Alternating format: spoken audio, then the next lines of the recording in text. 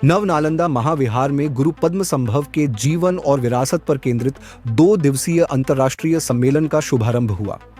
इस सम्मेलन में दुनिया भर से आए विद्वान, भिक्षु और गणमान्य लोग हिस्सा ले रहे हैं। सम्मेलन में मुख्य रूप से गुरु पद्म संभव के जीवन, उनकी शिक्षाओं और हिमालयी क्षेत्र में बौद्ध धर्म के प्रसार में उनके योगदान पर चर्चा की जा रही है। आईबीसी के महासचिव शरद से खैसुर जंगचुप चौयडेन रिनपोचे ने कहा कि गुरु पद्म संभव की शिक्षाएं आज भी प्रासंगिक हैं। बिहार के राज्यपाल राजेंद्र विश्वनाथ आर्लेकर ने अपने संबोधन में कहा कि हमें गुरु पद्म संभव के भौगोलिक नहीं बल्कि आध्यात्मिक यात्रा पर ज्यादा जोर देना होगा।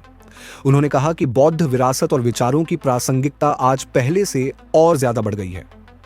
सम्मेलन में नव नालंदा महाविहार द्वारा तैयार पाली हिंदी शब्दकोश भाग 2 खंड 5 और 6 का विमोचन भी किया गया।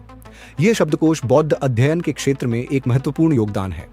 सम्मेलन का समापन नव नालंदा महाविहार के कुलपति प्रोफेसर डॉक्टर राजेश रंजन द्वारा दिए गए धन्यवाद प्रस्ताव के साथ हुआ।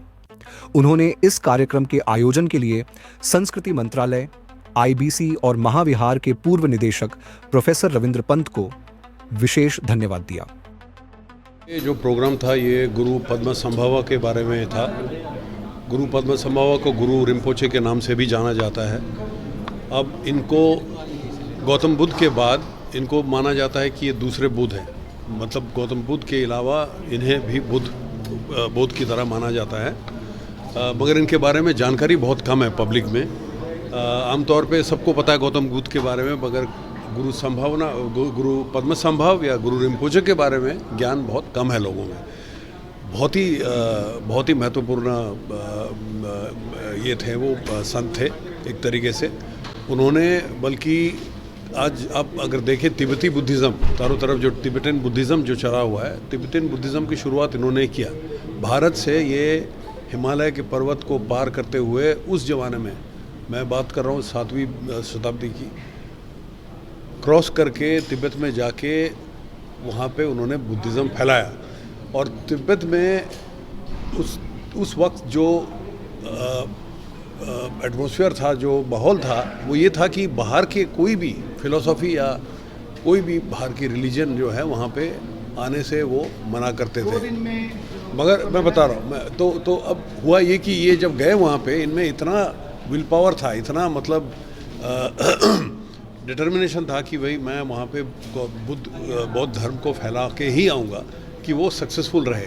और आज देखिए तिब्बत में, पूरे तिब्बत में और तिब्बत के अलावा तिब्बती बुद्धिज़्म का जो इतना प्रचार हुआ है, इतना महत्वपूर्ण है।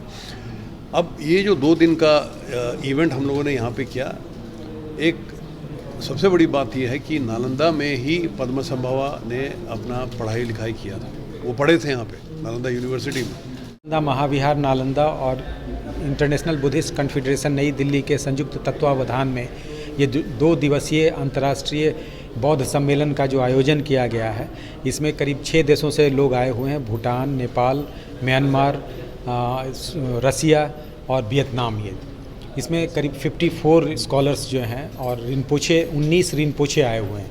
रिनपोचे जी का हमारे बौद्ध धर्म में बहुत इम्पोर्टेंस है और ये अपने ये के क्षेत्र के बड़े लामा लोग होते हैं ये जो है। और जो हमारा कॉन्फ्रेंस का जो थीम है, life and living legacy of गुरु पद्म संभव, तो ये गुरु पद्म संभव का जो कार्य क्षेत्र रहा है, खास करके नालंदा और यहाँ से फिर तिब्बत में रहा। तो तिब्बत में बौद्ध धर्म के प्रसार का जो श्रेय है वो हमारे गुरु पद्म संभव को है। और हम भारतीय लोग खास करके गुरु पद्म संभव के बारे में बहुत नहीं जानते हैं। तो हमारा ये प्रयोजन है कि ये हम अपनी इंटरनेशनल गैदरिंग के मार्फत, अपने रिनपोचे जी के मार्फत जो है, हम ये अपने गुरु पद्म संभव के बारे में, जो यहीं के थे, नालंदा के आचार्य रहे थे, उनके बारे में हम लोगों को जागरूक करें और उनको बताएं।